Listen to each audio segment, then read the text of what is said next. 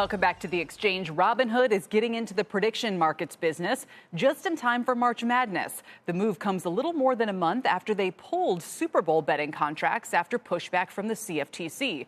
CNBC's Alex Sherman spoke to executives from both Robinhood and competitor Kalshi about working with the new administration and how prediction markets could shape the future of sports betting. Alex?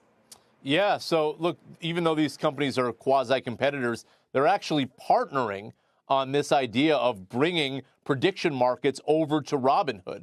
So I spoke with a Robinhood executive, J.B. McKenzie, about just how big this could be, this idea of these prediction markets. Could it go even beyond sports for Robinhood? Here's what he told me.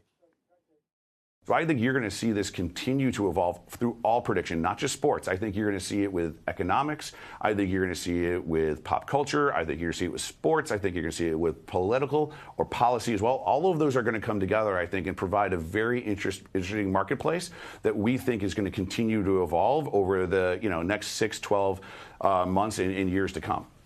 So as you mentioned, Kelly, Kalshi is actually the pioneer of predictions markets. It's sort of their core business. And if you think about prediction markets, like the way they're going to be structured, and in fact, they're already up now on Robinhood for March Madness, there's sort of yes-no questions, like, will Duke win? And there's a percentage that goes along with it, yes, no. And it's a two-sided trade. So if you think Duke will win, you need to find somebody that thinks Duke won't win, and that's how the market is made. So really, you could do this for anything. I mean, you could do it for a roll of the dice and make a predictions market. So I asked Kalshi CEO Tariq Mansour, is there any limit to what prediction you might put up on your site? Here's what he told me. There's a few things that we do not touch, like war, terrorism, assassination, violence. And on top of that, these are prohibited by law, but on top of that, there are things that we, kind of flavor-wise, we do not touch just because, they could create perverse incentive and so on. But then there are two things that are very critical to consider.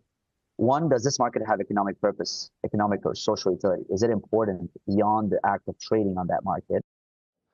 So, basically he said, look, these predictions need to have some sort of social utility to them. So, don't expect these minute predictions to appear on Kalshi anytime soon. But clearly this is a new way to bet on sports, and it is a national product. So that's the good news for people that want to do this, that may live in a state where traditional sports betting is still illegal.